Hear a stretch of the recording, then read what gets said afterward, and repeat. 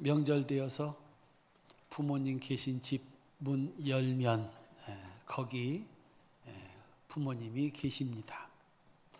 자녀들 찾아가서 문 열고 들어가면 거기 그렇게 그리던 자녀들이 그 안에 있습니다. 그 문을 열고 들어가면 그런 일이 기다리고 있습니다. 중국집 문 열고 들어가면 중국 요리가 기다리고 있고, 은행 문 열고 들어가면 거기 그런 일이 있습니다. 백화점 문 열고 들어가면 여러 가지 물건을 살 수가 있습니다.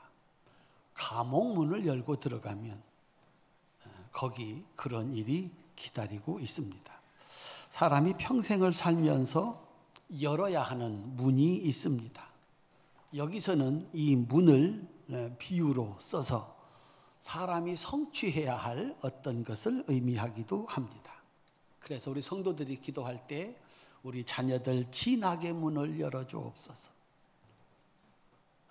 학교 졸업하고 나면 취업의 문을 열어주옵소서, 취직하고 나면 결혼의 문을 열어주옵소서. 아멘 하는 분들만 열릴 줄로 믿습니다. 직장 생활하다 보면 승진의 문을 열어주옵소서. 결혼해서 또 아기가 안 생겨 그러면 하나님 앞에 엎드려 기도합니다. 태의 문을 열어주옵소서. 그렇게 우리가 평생 살면서 열고 들어가 얻어야 될 것들이 있습니다. 마지막에는 천국문까지 여셔야 됩니다. 그 문이 열리면 그런 일이 기다리고 있습니다. 그런 일을 기대하는 사람은 그 문을 열기 위해서 마땅한 노력을 해야 합니다. 오늘 본문에서는 하늘문이 열립니다. 성경에서 하늘은 물리적인 공간, 저기 어디 있는 물리적인 공간이 아닙니다. 하나님의 나라. 더 정확하게 말하면 하늘은 하나님이십니다. 사람들이 이해하기 쉽게 하늘이다라고 표현을 했습니다. 성경에서 하늘문이 열리면 어떤 일이 일어날까요? 하나님을 잘 섬기는 사람들을 위해서 하늘문이 열립니다. 하나님의 은혜와 축복이 내려옵니다. 지혜도 내려옵니다. 먹을 것이 비처럼 내려옵니다. 원수를 이기는 능력도 내려옵니다. 하늘은 하나님이십니다. 하나님을 믿지 않고 하나님의 원수로 행하는 사람들을 위해서 하늘문이 열리면 재앙이 내려옵니다. 노아시대 때 하늘의 창들이 열려 40주야를 비가 쏟아져 세상을 멸망시켰다, 이렇게 기록하고 있습니다. 죄악이 하늘까지 닿은 소돔과 고모라의 하늘이 열렸습니다. 그리고 유황과 불이 비처럼 쏟아져서 그 성들과 온 들과 성에 거주하는 모든 백성과 땅에 난 모든 것이 멸망을 당했다라고 기록해 놓고 있습니다. 오늘 본문에서는 예수님께서 세례를 받으시고 물에서 올라오실 때에 하늘이 열렸습니다. 하늘이 열렸다, 거기 관주가 붙어 있는데 어떤 사본에는 자기에게 열리고 이렇게 써 있습니다. 하늘이 열렸다. 누구의 하늘이 열렸냐면 예수님의 하늘이 열렸다 그랬습니다. 그리고서 그 열려진 하늘에서 세 가지가 내려왔습니다. 첫 번째 16절을 보면 하나님의 성령이 비둘기같이 내려왔다 그랬습니다. 모든 사람에게 열린 것이 아니고 모든 사람에게 내려온 것이 아니라 예수님에게 성령이, 하나님의 영이 비둘기같이 내려오는 것을 예수님이 보셨다 그랬습니다. 하나님의 성령이 무엇일까요? 하나님의 성령이 처음 성경에 등장한 것은 창세기 1장 2절입니다. 땅이 혼돈하고 공허하며 흑암이 깊음 위에 있고 하나님의 영은 수면 위에 운행하시니라. 그리고 나서 하나님께서 말씀으로 천지를 창조하십니다. 빛이 있으라. 그대로 되니라. 이렇게 해서 이 세상이 만들어집니다. 하나님은 말씀하십니다. 빛이 있으라. 그랬더니 빛이 생겨납니다. 만들어집니다. 그 빛은, 그 하늘은, 그 바다는, 그 동물과 식물은 어떻게 만들어졌습니까? 따라합시다. 하나님의 영. 이 하나님의 영은 지혜와 능력입니다. 하나님의 지혜와 능력. 수면 위를 운행하던 하나님의 영. 이것은 하나님의 지혜고 하나님의 능력입니다. 하나님이 말씀하시면 성령이 지혜와 능력으로 만드시는 것입니다. 그래서 하나님의 성령은 지혜와 능력으로 세상을 창조하신 창조의 영입니다. 30년 전에 그 성령이 마리아에게 임하였습니다. 그리고 처녀 몸에 잉태하는 예수님의 동정녀 탄생을 가능케 한 지혜의 영, 능력의 영이 성령입니다. 30년이 지나서 이제 예수님이 하나님의 일을 시작할 때에 하늘이 열리고 성령이 비둘기같이 내려왔다 그랬습니다. 비둘기같이 내려왔다, 보였다는 것입니다. 예수님에게 성령이 내려오시는 것이 보였다는 것입니다. 살포시 내려와서 예수님 안으로, 예수님 머리 위로 임하였다라고 하는 것입니다. 이제 예수님은 단순한 사람이 아니라 하나님의 지혜와 능력이 함께하는 살아있는 육체를 가진 하나님이 되신 것입니다.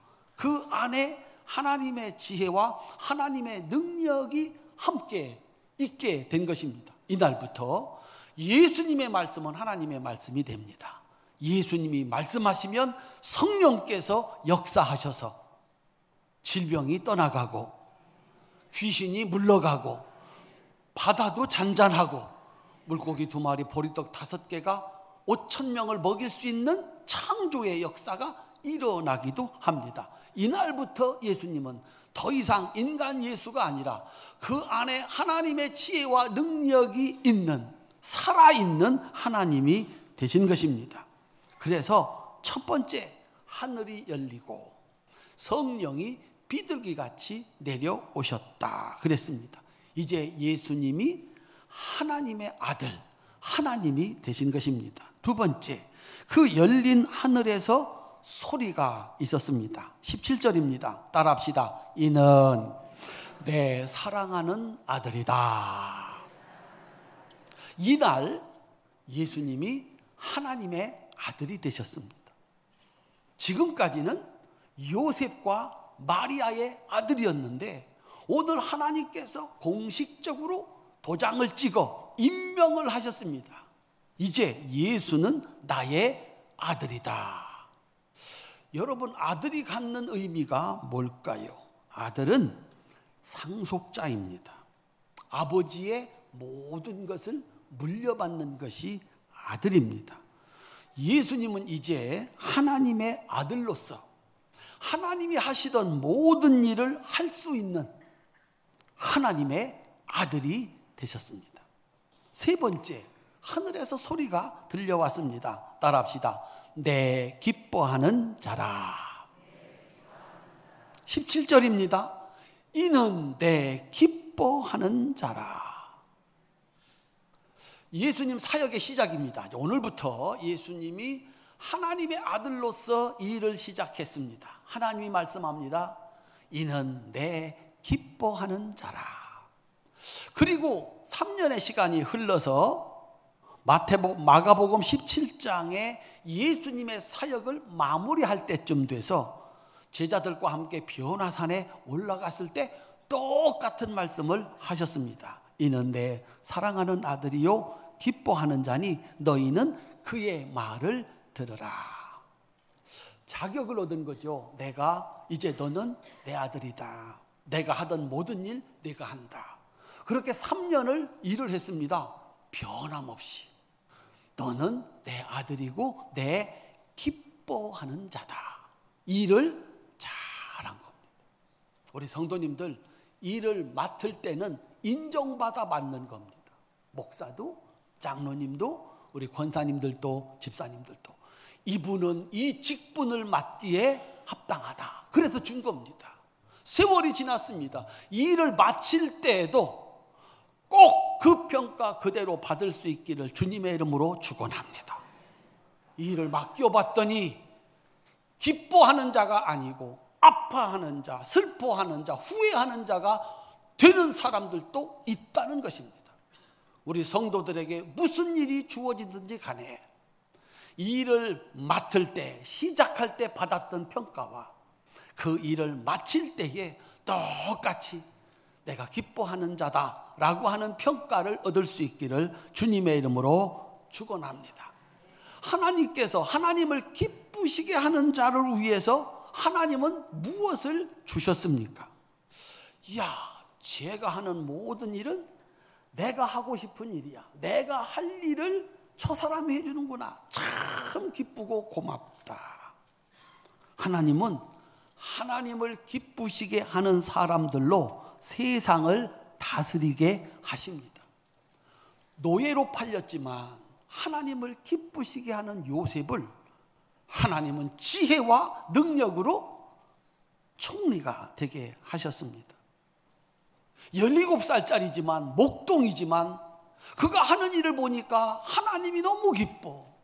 자기가 하고 싶은 말을 하고 자기가 하고 싶은 일을 하는 거죠. 너무 기특해. 그래서 그를 왕으로 삼으셨습니다. 어부였던 베드로이지만 예수님을 기쁘게 해드렸습니다. 그랬더니 그를 교회의 기초, 수제자로 삼으셨습니다. 하나님을 기쁘시게 한 예수님을 하나님께서는 만왕의 왕으로 삼으셔서 세상을 다스리게 하시고 심판의 주로 삼으셔서 이 세상의 모든 사람들을 심판하는 권세를 주셨습니다. 왜 주셨는가? 하나님의 일을 할 수 있도록. 따라합시다. 이는 내 기뻐하는 자라. 예수께 맡기면 되겠다. 나라도 내 뜻을 따라서 다스릴 것이고 사람들을 심판할 때도 내가 하는 것과 똑같이 할 것이다. 예수님을 위해서 열린 하늘에서 하나님의 지혜와 능력이신 성령이 임하셔서 예수님으로 하여금 하나님의 일을 물려받아 하나님 나라를 상속받은 아들의 역할을 감당하게 하시고 하나님의 일을 하는 왕이 되게 하셨습니다. 그래서 예수님은 하나님의 아들로서 세상의 왕으로서 그가 해야 할 일을 다 하고 하나님께 갔던 것입니다. 사랑하는 성도님들, 우리도 이 세상에 와서 해야 할 일이 있습니다. 열어야 될 문이 있습니다. 열어주어야 될 문이 있습니다. 하나님께서 하늘문을 여시고 여러분들이 그 일을 잘 해낼 수 있도록 지혜와 능력의 성령을 부어주시기를 주님의 이름으로 축원합니다. 우리도 이런 복을 받아야 되겠는데 아들로 인정받고 왕으로 인정받고 그 일을 할 수 있는 하나님의 지혜와 능력을 받아서 우리도 우리의 삶을 성공적으로 끝내야 될 텐데 어떻게 하면 나의 하늘이 열릴까? 예수님의 하늘이 열렸던 것처럼 나의 하늘도 열려야 되겠는데 따라합시다. 하나님, 나의 하늘도 열어주시옵소서. 예수님은 어떻게 하늘문을 여시고 그 은혜와 능력을 받아서 당신의 사명을 완수했을까? 첫째, 16절입니다. 따라합시다. 세례가 하늘문을 여는 첫 번째 열쇠입니다. 예수께서 세례를 받으시고 곧 물에서 올라오실세. 따라합시다. 하늘이 열리고 예수님이 세례를 받으셨을 때 하늘이 열렸답니다. 세례교육할 때 혹시 기억하십니까? 제가 3가지 의미를 가르칩니다. 첫째, 회개는 죄를 씻는 것입니다. 물속에 들어갔다가 나오면 물은 씻어. 예수님께서 약속했습니다. 세례 받으면 내 죄가 다 씻음을 받는다. 믿으시기를 바랍니다. 하나님의 약속입니다. 두 번째는 세례 받는 순간 물속에서 이전에 나는 죽고 하나님의 자녀로 다시 태어난다. 이제는 나는 하나님의 자녀다. 그런 표시가 세례라고 가르쳤습니다. 세 번째는, 이건 행정적인 것인데, 세례 받으면 교회의 정회원이 된다. 장로님들 투표할 때, 사무총회 투표할 때, 목사님 청빙할 때 한 표를 행사할 수 있는 교회의 정회원이 된다. 그러니 주일 잘 지켜야 되지 않겠는가? 교회를 위해서 11조도 해야 되지 않겠는가? 봉사도 해야 되지 않겠는가? 다 물어본 다음에 세례 받으시겠습니까? 제가 묻습니다. 그때 예하면 세례를 주지만 못하겠습니다. 그러면 영원히 세례는 줄 수 없습니다. 세례 받으려고 11조 하겠습니다. 예 했는데 안 하는 분들이 혹시 있습니다. 회개하시기를 바랍니다. 안 하면 정회원이 안 되는 거예요. 그걸 다 듣고 고백하고 그리고서 세례를 받은 것입니다. 여러분, 예수님의 세례는 이 3가지 중에 가장 중요한 의미, 어떤 의미를 가지고 있었을까요? 예수님의 세례 3가지 다 의미가 있지만 두 번째가 가장 큰 의미입니다. 세례를 받으심에 예수님이 하나님의 자녀로 다시 태어나는 것이었습니다. 17절입니다. 하늘로부터 소리가 있어 말씀하시되 이는 내 사랑하는 아들이요 내 기뻐하는 자라 하시니라. 지금까지는 예수님이 요셉과 마리아의 아들로 살았습니다. 30년을. 요셉과 마리아와 함께 일하고 함께 살았습니다. 예수님은 요셉과 마리아의 아들이었습니다. 그런데 이날 세례를 받았습니다. 이제 요셉과 마리아의 아들은 죽고 하나님의 아들이 되었다라고 하는 사실입니다. 이전에 나는 죽고 하나님의 아들로 살아가는 것, 그게 세례입니다. 이전에 나는 죽고 예수님이 내 안에 사는 것, 그것이 세례입니다. 이제부터 그가 하는 일은 하나님의 일입니다. 지금까지 예수님은 3년 동안 목수하셨습니다. 아버지가 문짝 10개 짜라 그러면 10개 짜고, 오늘 저쪽 아랫동네 집 짓는 일을 맡았으니 우리 가서 이제 그 집을 지어 주어야 된다. 30년을 아버지의 일, 요셉의 일을 했습니다. 그런데 오늘 세례받았습니다. 그리고 이제부터는 요셉의 일이 아니고 목수의 일이 아니고 하나님의 일을 하기 시작한 것입니다. 그때 하늘이 열려 그 일을 할 수 있는 지혜와 능력의 성령께서 예수님에게 임하셨습니다. 예수님으로 하여금 하나님의 일을 할 수 있도록 하신 겁니다. 성령은 언제 내려오시나? 여러분들이 하나님의 일을 하겠다고 결심할 때, 하나님의 일을 할 때, 그 일을 할 수 있도록 하늘이 열리고 지혜와 능력의 신 성령이 임하시는 겁니다. 가정에서, 직장에서, 세상에서 내가 하는 일이 하나님을 기쁘시게 하는 일이고 하나님이 내게 명령하신 일입니다.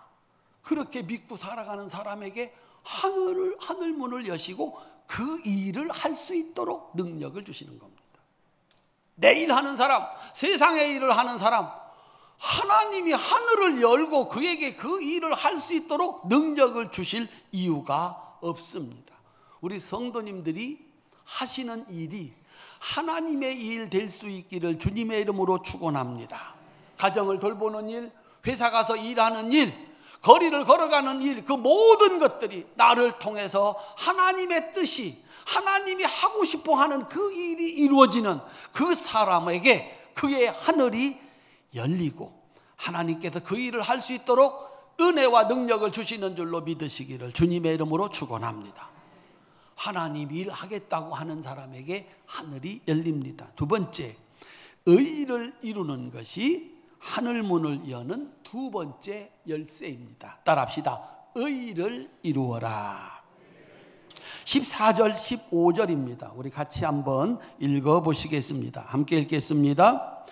요한이 말려 이르되 내가 당신에게서 세례를 받아야 할 터인데 당신이 내게로 오시나이까? 예수께서 대답하여 이르시되 이제 허락하라. 우리가 이와 같이 하여 모든 의를 이루는 것이 합당하니라 하시니 이에 요한이 허락하는지라. 아멘. 이 세례 요한과 예수님의 짧은 대화 속에서 우리들은 옳은 일과 의로운 일의 구분을 보게 됩니다. 따라합시다. 옳은 일이 있고 의로운 일이 있습니다. 세례 요한이 하는 말은 옳은 말입니다. 요한이 말려 이르되, 말려, 헬라어의 원어 의미는 이렇습니다. 그냥 한번 말리는 것이 아니라 계속해서 강력하게 말렸다. 예수님이 세례 받으러 왔을 때 안 됩니다. 한 번 말하는 게 아니, 절대로 내가 당신에게 세례를 줄 수 없습니다 라고 말하는 것입니다. 왜요? 나는 당신을 압니다. 세례를 받을 사람은 오히려 납니다. 당신이 나에게 세례를 주셔야 합니다. 왜? 마태복음 3장 11절 12절 바로 앞에 나와 있습니다. 나는 그의 신을 들기도 감당하지 못하겠노라. 그는 나보다 능력이 많으신 분이니 나는 그의 신을 들기도 감당하지 못하겠노라. 내가 당신에게 세례를 받을 사람이지 내가 어떻게 당신에게 세례를 줍니까? 예수님께서 말씀하십니다. 15절입니다. 이제 허락하라. 우리가 이와 같이 하여 모든 의를 이루는 것이 합당하니라. 사랑하는 성도님들, 세상에 옳은 일이 있다는 겁니다. 그런데 그 옳은 일을 넘어서서 의로운 일이 있다는 것입니다. 죄 지은 사람에게 합당한 형벌이 필요합니다. 그런데 세상에 의로운 일이 있습니다. 세상의 모든 법은 사람을 살리려고 만든 것이지 죽이려고 만든 것이 아닙니다. 그래서 세상에서 법의 집행의 마지막 판결은 의로움이어야 된다는 것입니다. 이게 살리는 일이냐 죽이는 일이냐 하는 것입니다. 세례 요한의 말은 옳은 일입니다. 사람의 아들이 어떻게 하나님의 아들에게 세례를 줄 수 있습니까? 그런 법은 세상에 없습니다. 그런데 예수님이 말씀하신 것은 의로운 것입니다. 이 순간이 지나면 내가 너에게 세례를 주어야 하지만 이 순간에는 네가 나에게 세례를 주어야 한다. 그것이 하나님이 정한 방법이다. 옳고 그름을 넘어서서 하나님의 뜻을 따르는 것이 의로운 것이다. 따라합시다. 옳고 그름을 넘어서 하나님의 뜻을 따르는 것이 의로운 것입니다. 그날 이후에 예수님이 사시는 방법은, 하나님의 아들로서 일하는 방법은 옳고 그름이 아닙니다. 의로움이었습니다. 하나님의 뜻을 따르는 것이었습니다. 모세 율법을 가지고 사는 유대인들에게 죄는 1.1획도 바꿀 수 없고 심판도 1.1획도 바꿀 수 없는 명백한 것이고 처벌도 그리했습니다. 그런데 예수님은 율법을 주신 근본적인 이유, 하나님이 율법을 주신 근본적인 이유, 죽이려고 하는 것이 아니라 살리려고 하는 것이었습니다. 그래서 용서를 말씀하셨고 사랑을 말씀하셨습니다. 다른 사람에게만 용서해라, 사랑해라, 하나님의 뜻을 따라라 말씀하지 않았습니다. 자기에게도 동일했습니다. 내가 볼 때는 하루라도 더 살아서 하나님의 일을 하는 것이 옳은 일이에요. 오늘도 병자들은 문 밖에 줄을 서 있고 귀신들은 미쳐 날뛰고 하루라도 더 살아서 내가 하나님 일 해야지, 그것은 옳은 일이었습니다. 그런데 하나님은 말씀하십니다. 네가 십자가에서 죽어야 되느니라. 예수님이 자기가 생각하는 그 옳음을 내려놓고 하나님의 명령에 순종합니다. 스스로 용서의 길, 대속의 길, 하나님의 뜻을 따라 의로운 길, 십자가의 길로 가셨습니다. 예수님이 가르치신 것은 의로움입니다. 그때 하늘이 열렸습니다. 사랑하는 성도님들, 사람을 죽이려고 하는 사람에게 하늘이 열리겠습니까? 자기 뜻을 이루려고 하는 사람에게 하늘이 열리겠습니까? 살리려고 하는 사람, 하나님의 뜻을 따라가고자 하는 사람에게 하늘이 열리고 하나님께서 지혜와 능력을 주시는 줄로 믿으시기를 주님의 이름으로 축원합니다. 마지막 세 번째, 동역이 하늘문을 열었습니다. 따라합시다. 함께 일할 때 하늘이 열립니다. 예수님께서 마태복음 18장 19절로 20절에서 이렇게 말씀했습니다.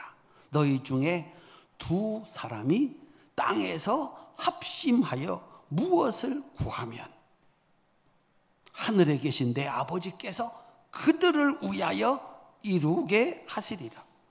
두세 사람이 내 이름으로 모인 곳에 나도 그들 중에 있느니라. 우리 성도님들, 두 사람이 모여서 무슨 일을 하려고 하십니까? 세 사람이 모여서 무슨 일을 하려고 하십니까? 10,000,000명이 모여서 무슨 일을 하려고 하십니까? 세상에는 두 가지 일이 있습니다. 그 두 가지 일을 만드는 정신, 두 가지 영이 있습니다. 첫 번째가 마귀의 영입니다. 분열의 영입니다. 마귀, 옛뱀, 악한 영이 하는 일은 분열입니다. 마귀가 맨 처음 한 일을 기억하시지 않습니까? 창조주 하나님과 첫 번째 만든 인간을 분열시켰습니다. 이간질시켰습니다. 원수가 되게 했습니다. 세상에 내 뼈 중에 뼈요 살 중에 살이라고 결혼한 남편과 아내를 이간질시켜서 분열시켰습니다. 갈라놓았습니다.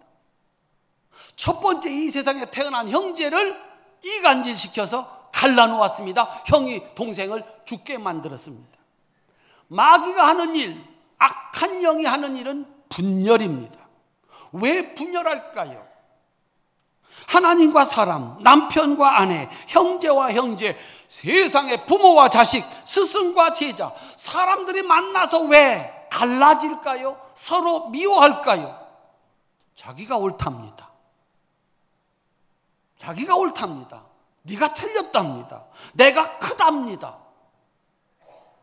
자기가 옳다고 주장하는 그곳에, 내가 크다고 너는 나보다 작다고 하는 그곳에 싸움이 시작됩니다. 분열이 시작됩니다. 가정도 깨집니다. 회사도 깨집니다. 교회도 깨집니다. 온 세상도 다 나뉘어졌습니다. 정말 난리도 그런 난리가 없습니다.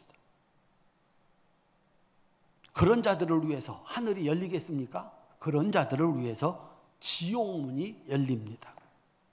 성령의 영, 이 성령의 영은 하나님의 영은 하나됨의 영입니다.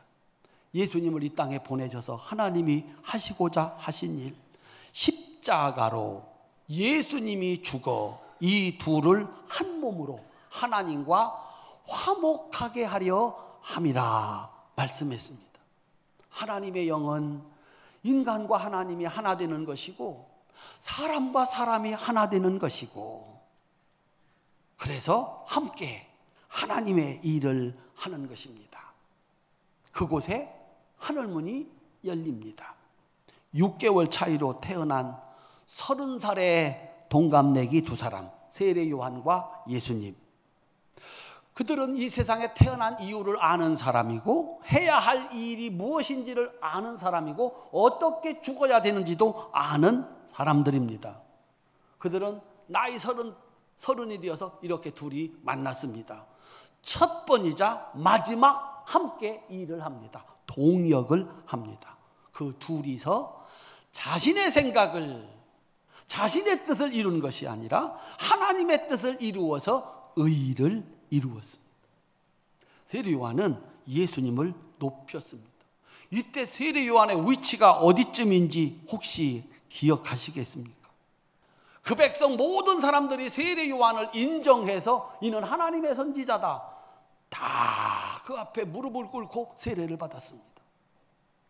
그 무지막지한 헤롯 대왕도 세례 요한에게 손을 댈 수가 없었습니다. 모든 백성이 그 앞에 무릎을 꿇어 세례를 받으니 헤롯 대왕도 세례 요한을 어찌하지 못하는, 그는 하나님의 사람이었습니다. 그런데 저기 예수님이 그에게 무릎 꿇고 세례받기 위해서 오십니다. 아무도 예수님이 누구인지 모릅니다. 누구만 압니까? 세례 요한만 압니다. 저분은 하나님의 아들이다. 만약에 그 하나님의 아들이 자기 앞에 무릎을 탁 꿇고 자기한테 세례를 받으면 자기는 뭐가 될까요? 세상 사람도 다 무릎 꿇는 사람, 하나님의 아들마저 그 앞에 무릎 꿇는 사람.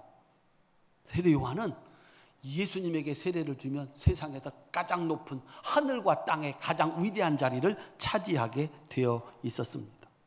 그런데 세례 요한이 흔들리지 않습니다. 그 가장 높은 자리에서 스스로 내려옵니다. 11절, 나는 그의 신발을 들기도 부족한 사람이다. 14절, 내가 당신에게 세례를 받아야 할 터인데 당신이 나에게 오십니까? 스스로를 낮추었습니다. 이번에는 예수님 차례입니다. 예수님은 낮아질 수 없는 하나님의 아들이십니다. 이제 세례 요한이 예수님한테 탁 무릎을 꿇고 세례 요한 말대로 저에게 세례를 주십시오. 그러면 예수님은 뭐가 되는 겁니까? 명실상부하게 세상에 가장 높은 사람이 무릎을 꿇습니다. 예수님은 세상에서 가장 높은 자가 됩니다. 하나님의 아들이 됩니다. 하늘과 땅에서 가장 높은 자가 됩니다. 그런데 예수님께서 자신을 낮추십니다. 이제 허락하라. 이와 같이 하여 모든 의를 이루는 것이 합당하니라 하시니 요한이 허락하는지라. 내가 세례를 나에게 주고 나면 내가 하나님의 아들이 돼. 그 다음은 내가 너에게 세례를 줄 거야. 그런데 지금은 내가 나에게 세례를 주어야 돼. 내가 무릎 꿇고 이 세례를 받아야 돼.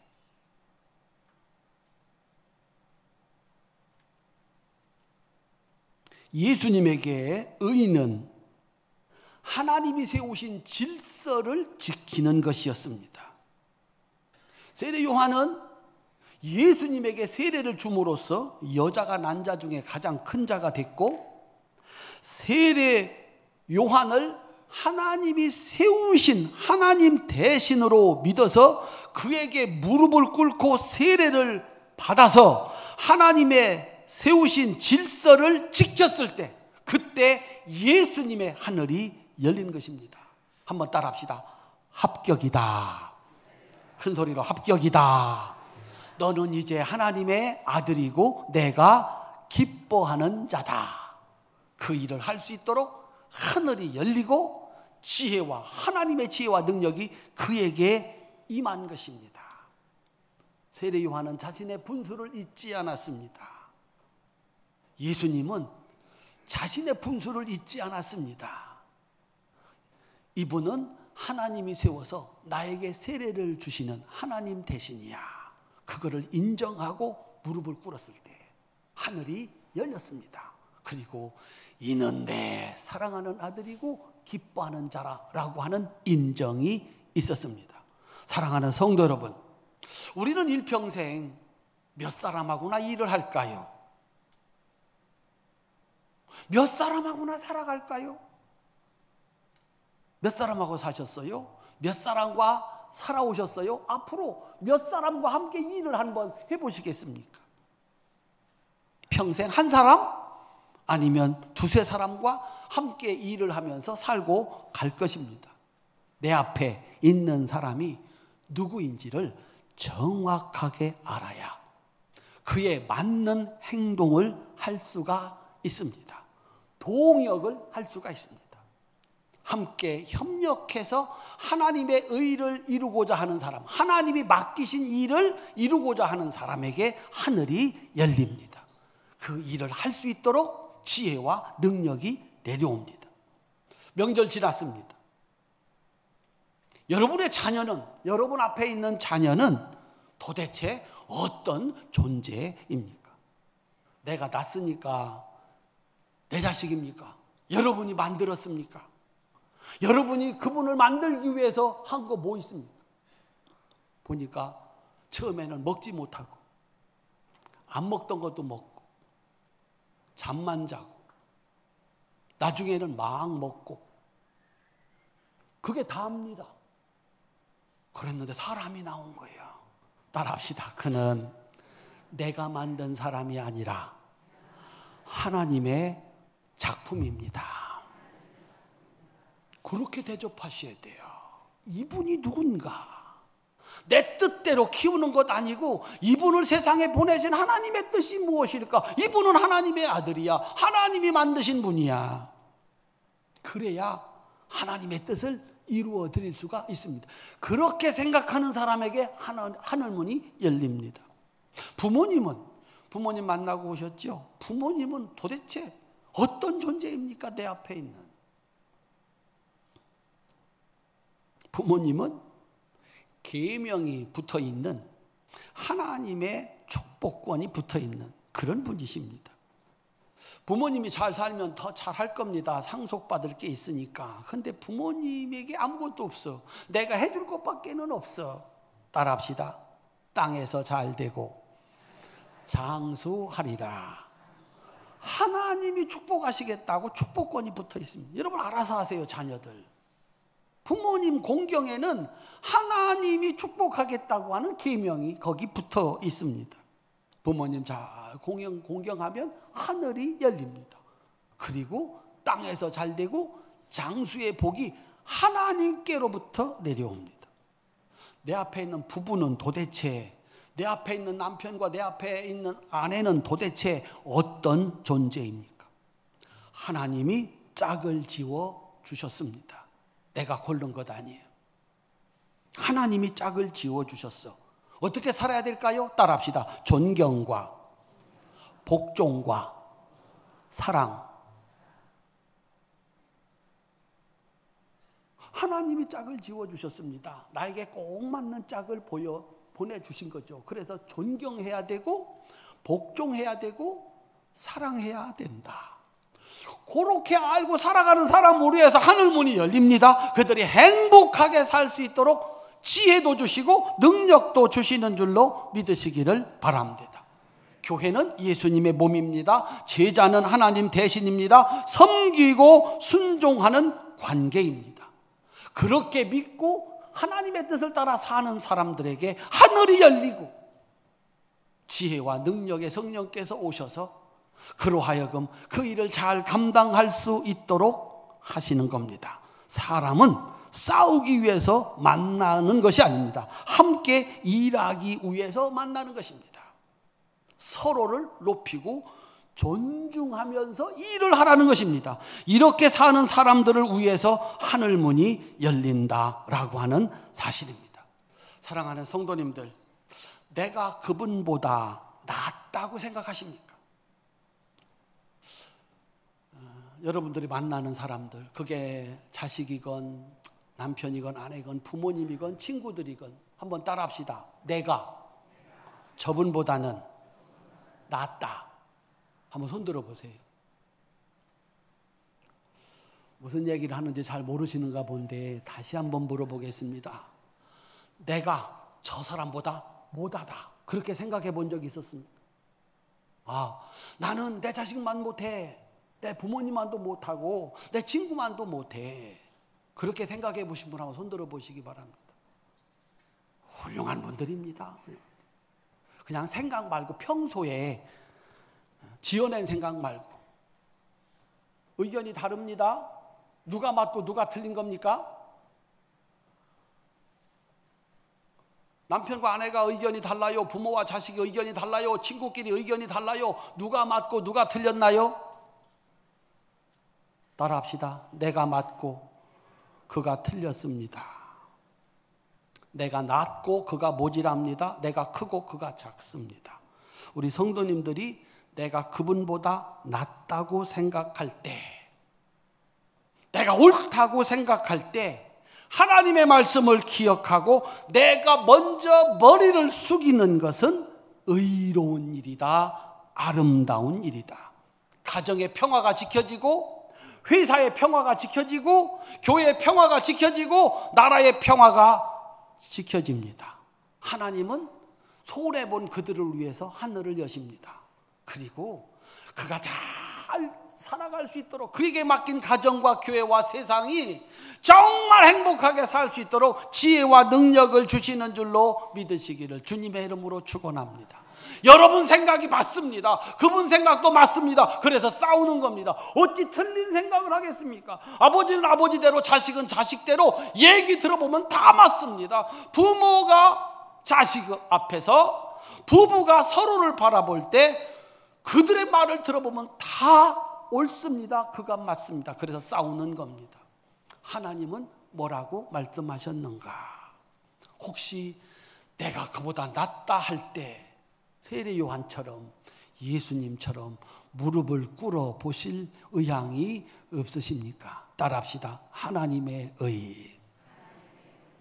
예수님은 시시비비를 가려주시려고 오지 않았습니다. 사랑하고 용서하는 하나님의 뜻을 이루라고 세상에 오셨습니다. 그리고 끝내 그 일을 감당하셨습니다. 나를 통해서 하나님의 뜻, 용서하고 사랑해서 함께 손을 잡고 일하고 하나님의 뜻을 이루어가는 이 일을 하겠다고 하는 사람들에게 하늘이 열립니다. 그리고 그곳에서 그 일을 할 수 있도록 지혜와 능력이신 성령께서 임하십니다. 그래서 그 일을 끝까지 완수할 수 있게 하십니다. 활천의 사랑스러운 성도님들, 이 은혜와 축복이 여러분의 것이 되시기를 주님의 이름으로 축원합니다. 혹시 그저 내가 먼저 양보했더니, 내가 졌다 했더니, 그럼 난 뭘 가지고 살아? 하늘이 열립니다. 그들을 위해서 하늘이 열립니다. 우리 성도들이 이 은혜와 축복의 주인공들로 살아가는 복된 성도들 되시기를 주님의 이름으로 축원합니다. 기도하겠습니다.